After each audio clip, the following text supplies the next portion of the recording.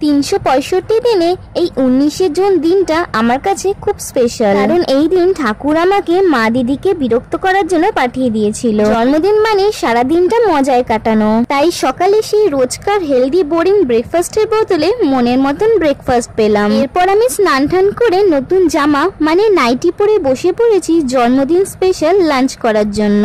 মাও থালাবাটি পরপর সাজিয়ে আনা শুরু করে দিয়েছে।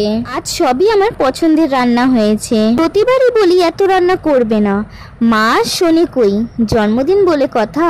চলুন আজকের মেনুটা আপনাদের সাথে আমিও দেখি। আছে অবভিয়াসলি ভাত, আলু ভাজা, শাক ভাজা, উচ্ছে ভাজা, কুমড়ো ভাজা, ঢেঁড়স ভাজা, পটল ভাজা আর বেগুন ভাজা। এই যে জন্মদিন, তাই মা প্রতি বছরের মতন এবছরও 7 রকমের ভাজা করেছে। তারপর আছে মাছের মাথা দিয়ে মুগ ডাল, ভোলা মাছ ধনেপাতার গ্রেভি দিয়ে, মাংস, আমের চাটনি আর মোস্ট ইম্পর্টেন্ট পায়েস, আর পাঁপড় মিষ্টি দইও ছিল।